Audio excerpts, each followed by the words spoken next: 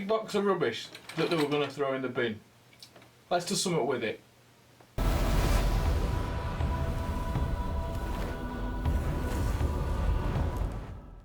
So guys, this video is a bit of a, I don't know, just a bit of a quick terrain video really. A mate of mine came round, we're going to be throwing a load of stuff away. Just loads of broken, missing bits, loads of plastic bits of terrain.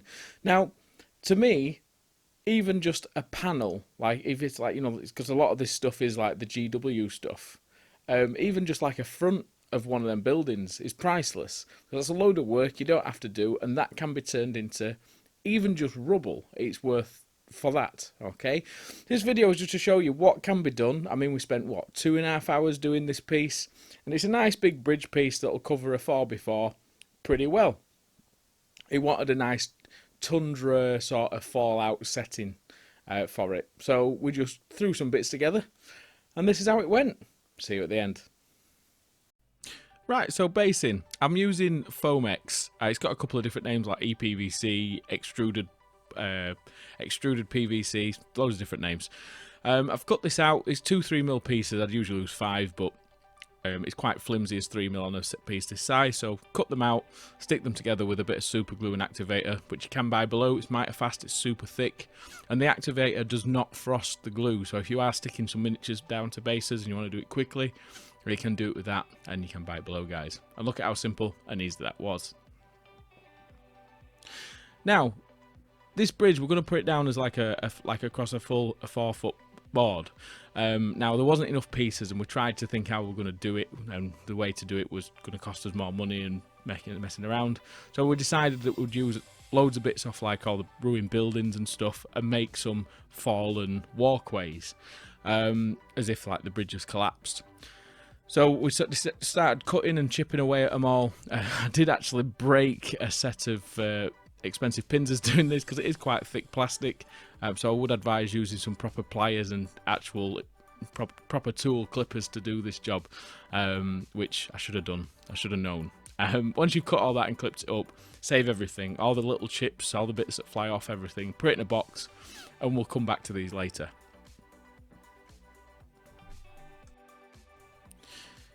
Right, so the game changer. This is the Luke's APS modelling compound. This is a plaster and paper mix. I do show you how to make this, but if you would like to purchase this from my shop, all the links will be in the doobly-doo below. We do sell it at a great price. What it is it's casting plaster and paper. It's used for building up and blending in all your bases. It's used just to do your ground forming, blending in rocks and things like that. Reason we're using it for this is just because it's very quick drying. So just mix the right amount for what you think you can do in about 10-15 minutes. What I'm doing is I'm just chucking it on around the base of each model, shall we say. Just put that on there. Don't think about the shape of it too much now. Just sort of layer it up in areas where you want. Slap that on all 3, 4 of the models, however many you're working on. And then we'll come back to this in about 10-15 minutes later. So by the time you've got to your last one, you want to be going back to the first one again. Okay, so we'll get that on, get a tub of water and get your hands wet. Once your hands are wet, just start running, smoothing it out, getting the bevel nice as you can. I did make these bases a little bit too small for the bridge, to be fair. I should have made them a little bit bigger, but hey-ho. Hindsight. Then it's cleaning up. Yep, I don't like it. But we've got to clean up, because if we don't, everything's going to be messy all the time. So just make sure you wipe everything up and get it off your desk before it completely dries. And then we'll just enjoy a nice shot of whiskey. This is not an integral part of the terrain building, but it is nice to have a break every now and again. Remember, drink responsibly. Right, so after, what, 20 minutes, if that? Look at it, it's ready. Ready for basing, ready for messing around. But what I didn't do is these, because obviously I need to work on these afterwards. Again, mix what you need. What you'll see with this for the fallen walkways is I'm not gluing them to it.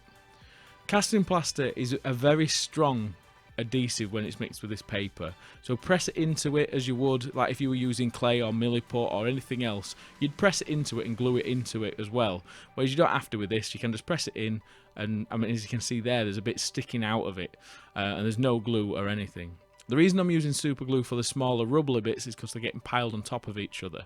So I'll put some really thin super glue down, pour some really thin super glue over the top, spray it with activator, and then we're ready for some paint. You can buy that thin super glue below. Right, onto the paint. This is a cheap, really dark brown spray can. It was wanting like a bronzy type weathered bridge, and I said, well, we're going to get this done quick, because it were a freebie, so I wasn't going to spend any time on it. So what we did is we just sprayed it with a couple of spray cans to give it some sort of like dark and light shading. The other can is leather brown from Armour Painter, I think we used. Sprayed it from above, got that sort of dirty look to it, and all we do here is we start doing like a strong overbrush with the Armour Painter that exploded all over my hands. As you can tell, I was very pissed off. And then all I do is I overbrush the details like the eagle and everything, but then when it came to the rest of the bridge, I go down to more of a dry brush and just accent anything that really needs accenting.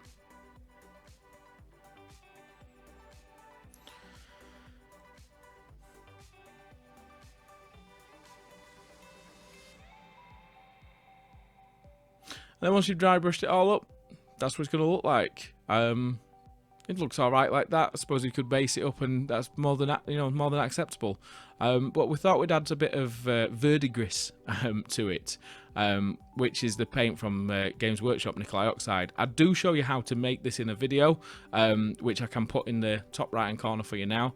But because I bought this paint to show you how to make it, this is about 2.5 years old now, is this paint, and it had thickened up quite a lot. It didn't work how it used to work. So I was putting it on, and as you can tell, it's almost like I started to panic a little bit. I thought, oh Christ, I've painted it. The way that you fix this, I mean, this is going to happen even with dry brushing or whatever.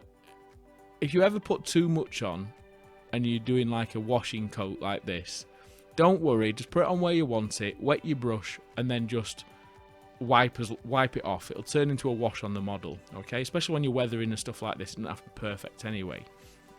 But as you can see with that water, it just starts to pool and run down and go everywhere and make a bit of a mess. Don't matter on the ground, because obviously we're going to be adding ground covers and stuff to that later anyway. But what I do to sort of mop up all the excess paint that's everywhere is I get like a towel and I just dab it. Now, one thing that using the towel does is it also gives it like a really nice stippled finish, and it really did lend to the effect, which was quite nice. It's something that I will probably practice with a bit more, but for this it worked quite well, and it looks pretty reasonable for the 0 time spent on it. And once I've done that and it's dry, we're at a point where we can start moving on to the rest of it.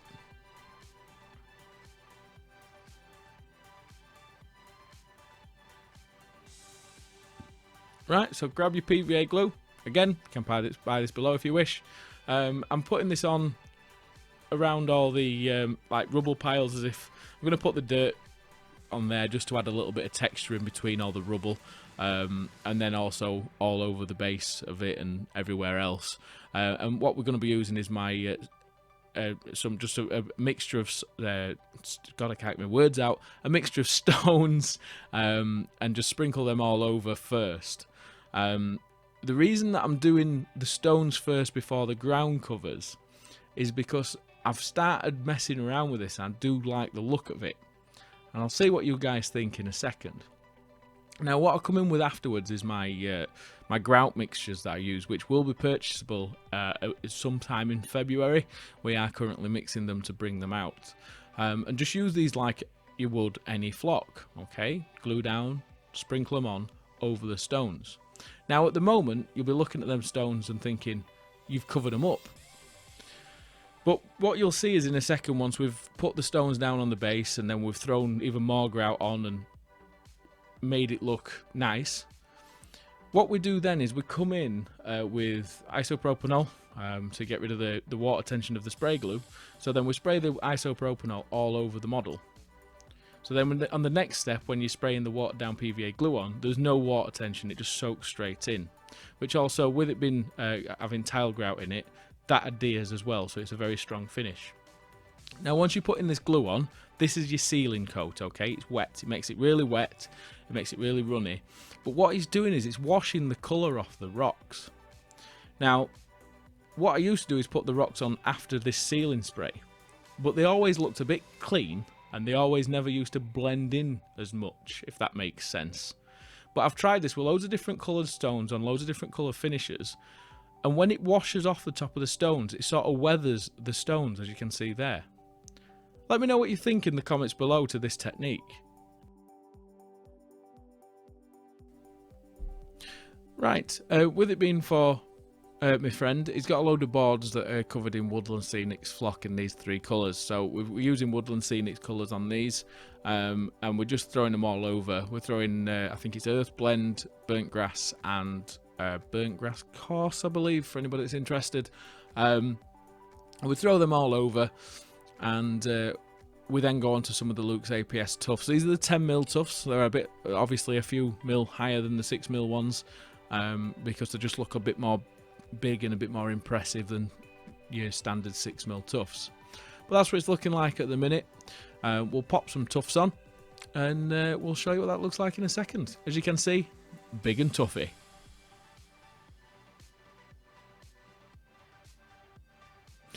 And let's just stick these down while it's still damp, because at the end of the day, we're going to be spraying this with more watered down PVA glue at the end anyway.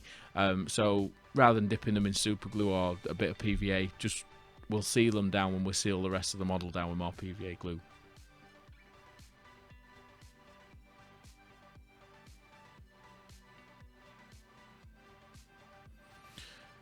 And once you've done all that, just do the ISO again and spray glue again, and then that'll seal it all down. And then obviously you're going to have to leave that overnight to dry, but it is finished at that point. So yeah, 2.5 hours in, finished. But what I did the next morning is I added a satin spray, because the brass was looking a little bit dull because we've had all that sort of verdigris sort of spray over it, and it sort of matted it down and made it look a really, I don't know, it was missing something. So I used the satin spray from Army Painter, and it just livened it back up. But just a simple trick to make it look that little bit better. So, what do you think? 2.5 hours. We didn't stop. It was literally just work through. And that's what the Luke's APS system's all about. It's the fact that if somebody presents you something, you can go, oh, if you want to stay and watch, we can finish that while you're here. And applying these principles to stuff like shitty old broken terrain, you can make something in pretty much a couple of hours, obviously leaving it overnight to completely dry, but you can finish it in a couple of hours, and that's ready for your club, it's ready for your gaming table, it's, you know, it's fixing something up for a mate, and it's only took a couple of hours. That's the point of this video, guys, is to show that really nothing is for the bin, okay? Especially when it comes to stuff like that, alright? If it's a bits of junk foam and bits of junk, then yeah, maybe for the bin. But when it's just broken old bits of terrain or sprues with loads of little bits on, they're worth keeping even if they look an absolute mess, because you can do something like that in no time at all, and that cost pennies. Alright, so thanks for watching, guys. Thanks for tuning in. If you want any of the materials used in this video, links to buy them from my store will be below, and I'll see you in the next video. Don't forget to like, share and subscribe. Love, love, love.